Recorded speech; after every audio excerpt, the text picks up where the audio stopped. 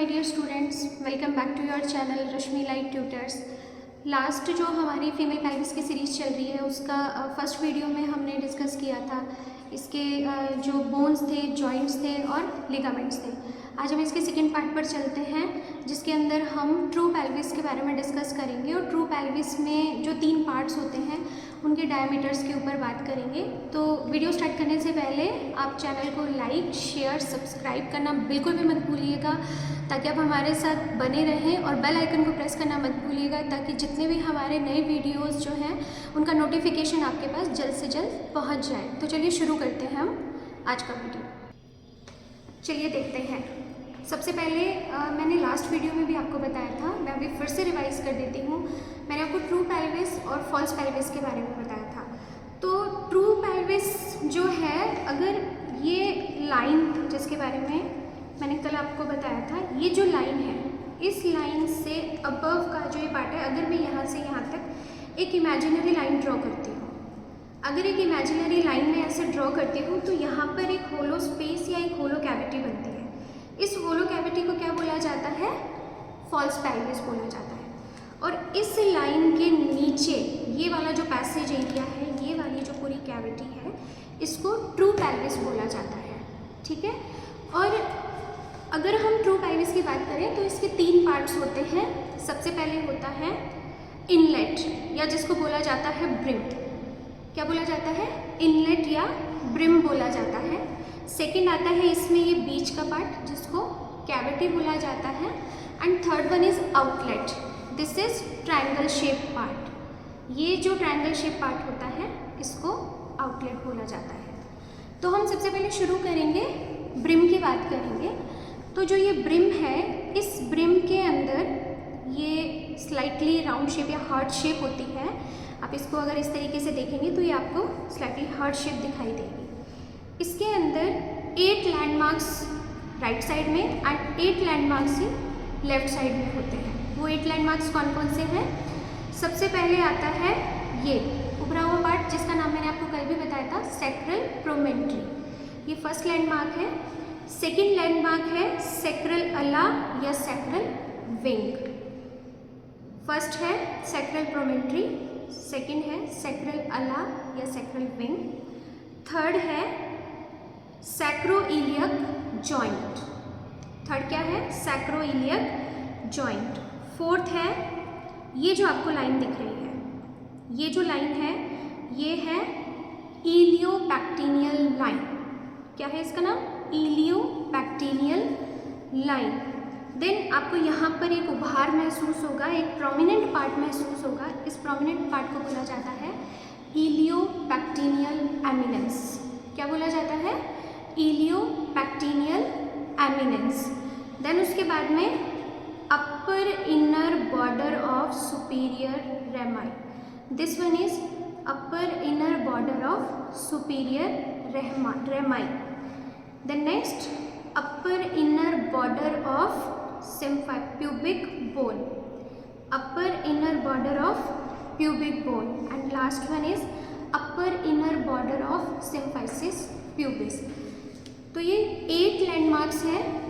यही के ही 8 लैंडमार्क्स इस तरफ भी होते हैं। हम इन 8 लैंडमार्क्स को नेम क्यों देते हैं या हमने इनको 8 कैटेगराइज क्यों किया है? जब फीटस का हेड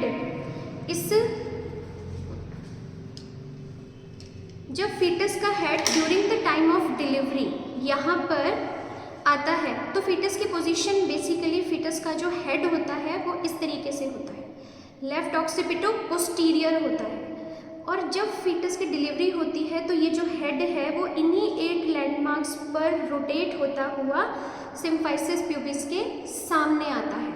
और जब ये सिम्फाइसिस प्यूबिस के सामने आता है तभी ये नीचे की तरफ ग्लाइड करता है और बेड फीटस की डिलीवरी होती है।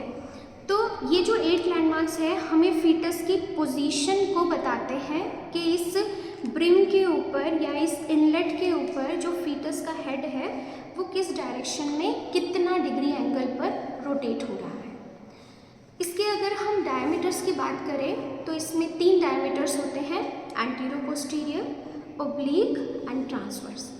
सबसे पहले हम एंटीरो पोस्टीरियर डायमीटर की बात करेंगे। तो ये जो डायमीटर है जिसको मैंने पॉइंट आउट किया है, ये जो डायमीटर है ये कहलाता है एंटीरो पोस्टीरियर डायमीटर। ये कहाँ से कहाँ तक होता है? सैक्रल प्रोमेंट्री से लेकर के upper most part of the symphysis pubis. This one is symphysis pubis. Basically ये 12 सेंटीमीटर होता है, लेकिन अगर हम एंटीरो पोस्टीरियर डायमीटर की बात करें तो एंटीरो पोस्टीरियर डायमीटर जो है इसके अगेन दो पार्ट होते हैं। एक होता है एनाटॉमिकल कॉन्जुगेट और एक होता है ऑब्स्टेट्रिकल कॉन्जुगेट। तो जो एनाटॉमिकल कॉन्जुगेट की हम बात करें तो इसका अपर बॉर्डर और इसका अपर बॉर्डर, इन दोनों का अपर बॉर्डर जब एक दूसरे के साथ अगर हम एक लाइन ड्रॉ करें तो ये डायमीटर जो है ये 12 होगा, जिसे एनाटॉमिकल कॉन्जुगेट बोला जाता है। ये 12 सेंटीमीटर होता है। अगर हम इस पॉइंट से 1.25 सेंटीमीटर नीचे की बात करें, यहाँ से 1.25 सेंटीमीटर नीचे, क्योंकि जब फीटस का हेड सिम्फाइसिस प्यूबिस के सामने आता है, फीटस का ऑक्सीपुट सिम्फाइसिस प्यूबिस के सामने आता है, तो एनाटॉमिकल कॉन्जुगेट को टच नहीं करता, वो ऑब्स्टेट्रिकल कॉन्जुगेट को टच करता है। तो यहाँ पे 1.25 सेंटीमीटर नीचे टच करता है, तो हम यहाँ से इस डायमीटर को यहाँ तक नापते हैं, जिसको मेजर हम करते हैं। तो ये 11 से लेकर 11.2 सेंटीमीटर आता है, तो हम इसको राउंड ऑफ 11 सेंटीमीटर मेजर करते हैं। देन उसके बाद में ये है anteroposterior diameter, that is 11 centimetre. Then oblique diameter की बात करें हम, तो ओब्लिक डायमीटर होता है इसका सैक्रोइलियक जॉइंट, सैक्रोइलियक जॉइंट से लेकर के जो इलियोपेक्टिनियल एमिनेंस है वहाँ तक ये होता है। इस इलियोपेक्टिनियल एमिनेंस तक ये जो डायमीटर है ये 12 सेंटीमीटर होता है। कितना होता है ये? 12 सेंटीमीटर। देन हम ट्रांसवर्स डायमीटर की बात करें तो ट्रांसवर्स डायमीटर जो है ये इलियोपेक्टिनियल लाइन में जो सबसे फर्देस्ट पॉइंट होता है, सबसे जो फर्देस्ट पॉइंट होता है उनके बीच की दूरी होती है। इसके बीच की दूरी जो है वो होती है 13 centimetre. So this is 11, this is 12 and this is 13 centimetre. Okay, अब हम सेकेंड पार्ट पर चलते हैं, इसकी cavity. This one is cavity. If you can see, ये कैविटी होती है और ये पूरी की पूरी मसल से कवर रहती है, इसलिए ये पूरी की पूरी राउंड शेप होती है। इसलिए इसके जितने भी डायमीटर्स हैं, एंटीरो पोस्टीरियर हो, ओब्लिक डायमीटर हो या ट्रांसवर्स डायमीटर हो, ये सारे के सारे डायमीटर्स जो हैं वो 12 सेंटीमीटर होते हैं। यानी कि जो कैविटी है वो पूरी राउंड ऑफ होती है, जिसके सारे के सारे डायमीटर्स कितने होते हैं? 12 सेंटीमीटर होते हैं। देन उसके बाद में हम आ जाते हैं आउटलेट के ऊपर। तो जो आउटलेट है आपको दिख रहा होगा बहुत अच्छे से, आउटलेट को हम मेजर करते हैं सैक्रोकोक्सीजियल joint, ischial tuberosity and lower border of symphysis pubis, then again ischial tuberosity, then again sacrococcygeal joint। तो बेसिकली ये एक डायमंड शेप स्ट्रक्चर बनती है। कैसी स्ट्रक्चर बनती है? ये डायमंड शेप स्ट्रक्चर बनती है। ये है पेल्विक आउटलेट। तो जो फीटस होता है डिलीवरी के टाइम पे ब्रेम को सबसे पहले टच करता है, कैविटी को क्रॉस करता है, देन आउटलेट से होता हुआ ये बाहर डिलीवर होता है। अब हम इसके जो आउटलेट है इसके डायमीटर्स की हम बात करेंगे। तो अगेन हम सबसे पहले देखेंगे antero posterior diameter. Antero posterior diameter, antero posterior diameter is basically lower border of symphysis pubis से लेकर के सैक्रोकोक्सीजियल जॉइंट तक होता है और ये 13 सेंटीमीटर होता है। कितना होता है ये? 13 सेंटीमीटर होता है ये। और ये जो डायमीटर है अगेन इसके अंदर 3 जो होते हैं वो पार्ट्स होते हैं इसके। एक होता है एनाटॉमिकल आउटलेट, एक होता है ऑब्स्टेट्रिकल आउटलेट और एक होता है कॉन्जुगेट। बेसिकली जो एनाटॉमिकल आउटलेट होता है again lowest border of symphysis pubis से लेकर के सैक्रोकोक्सीजियल जॉइंट तक होता है। एंड अगर हम इसके ऑब्स्टेट्रिकल आउटलेट की बात करें तो lower border of symphysis pubis से लेकर के लोअर बॉर्डर ऑफ कॉक्सिक्स तक होता है। ठीक है। और अगर हम डिलीवरी के पॉइंट ऑफ व्यू से बात करें तो इन दोनों के बीच का एक स्पेस होता है, क्योंकि हमने जो एनाटॉमिकल आउटलेट लिया है वो कहाँ से कहाँ तक लिया है, सिम्फाइसिस प्यूबिस से सैक्रोकॉक्सियल जॉइंट तक, और ऑब्स्टेट्रिकल आउटलेट हमने कहाँ से कहाँ तक लिया है, सिम्फाइसिस प्यूबिस से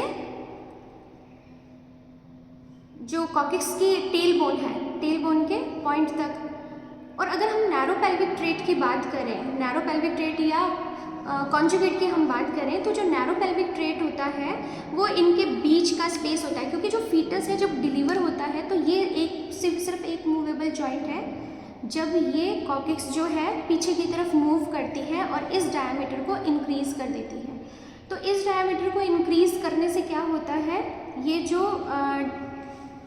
कॉक्सिक्स जब पीछे की तरफ चली जाती है, मूव हो जाती है, तो ये डायमीटर इंक्रीज हो जाता है। तो बेसिकली जो फीटस है वो कॉक्सिक्स की सरफेस को टच करता है, कॉक्सिक्स के सरफेस को टच करता है, जिससे फीटस की डिलीवरी जो है वो इजीली हो जाती है और एंटीरियर पोस्टीरियर डायमीटर 13 से लेकर 14 तक यानी कि 1 सेंटीमीटर तक इंक्रीज हो जाता है।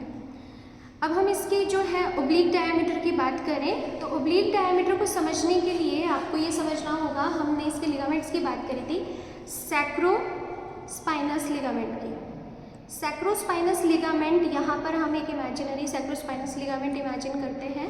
तो सैक्रोस्पाइनस लिगामेंट के मिड से लेकर के ऑब्ट्यूरेटर फोरामेन के बीच तक इस तरीके से, जहाँ मैं पॉइंट आउट कर रही हूँ, इस तरीके से जो ये डायमीटर मैं आपको शो करना चाह रही हूँ, ये होता है 12 सेंटीमीटर। दोनों तरफ होता है ये, राइट और लेफ्ट। देन उसके बाद में हम इसके ट्रांसवर्स डायमीटर की बात करेंगे, तो ये आपको दिख रहे होंगे इशियल स्पाइन। इन दोनों इशियल स्पाइन के बीच की ये जो दूरी होती है, ये जो बेसिकली इनके बीच की जो दूरी होती है, ये कहलाता है ट्रांसवर्स डायमीटर। और ट्रांसवर्स डायमीटर जो है वो 11 सेंटीमीटर होता है। ये जो इशियल स्पाइन है या ये जो ट्रांसवर्स डायमीटर है, मैंने कल भी आपको बताया था, ये फीटल हेड स्टेशंस को बताता है। अगर फीटस का head during the time of delivery इस लाइन पर है, इस डायमीटर पर है, तो उसे 0 स्टेशन बोला जाता है। इससे फीटस जितना 1 सेंटीमीटर ऊपर होता है उससे -1, -2, -3, -4 एंड -5 से इंडिकेट किया जाता है। और इसी लाइन से फीटस जितना नीचे की तरफ होता है during the time of delivery, उससे +1, +2, +3, +4, +5 से डिनोट किया जाता है। तो ये इसके जो है डायमीटर्स की बात हो गई। नॉर्मली जो फीमेल पेल्विस होता है वो गायनेकॉइड पेल्विस होता है, और गायनेकॉइड पेल्विस जो होता है उसकी मेन खास बात ये होती है कि जो गायनेकॉइड पेल्विस होता है वो बहुत रूमी होता है, इसका बहुत रूमी होता है। इसका एंटीरियर पोस्टीरियर डायमीटर जो होता है वो बड़ा होता है, इसका ट्रांसवर्स डायमीटर सबसे बड़ा होता है अगर हम ब्रिम की बात करें, और जो आउटलेट होता है उसका एंटीरियर पोस्टीरियर डायमीटर सबसे बड़ा होता है। और ये जो डायमीटर्स होते हैं यही बेसिकली एक फीटस को during time of delivery engage करने में हेल्प करते हैं, और एंगेज करके रोटेट करने में और रोटेट करके आउटलेट से बाहर निकलने में हेल्प करते हैं। तो इसके साथ ही हमारा जो पेल्विस है ये 2 पार्ट्स में हमने कंप्लीट किया है। अगर आपको इसमें कोई भी डाउट हो तो वो आप कमेंट सेक्शन में ज़रूर मेंशन करिएगा, ताकि आपके जो कमेंट्स में जो भी डाउट्स मेंशन होंगे उसको मैं शॉर्ट बना करके दूर करने की कोशिश करूँगी। और अगर आप कोई सजेशंस देना चाहते हैं वीडियो के रिगार्डिंग या लैंग्वेज या किसी भी चीज़ के रिगार्डिंग, वो भी आप कमेंट सेक्शन में मेंशन कर सकते हैं। और इस चैनल पर बने रहिए, और नेक्स्ट वीडियो का आप वेट करिए, कोई नया इंटरेस्टिंग टॉपिक लेकर के मैं जल्द ही आपके सामने फिर से आऊँगी। Thank you.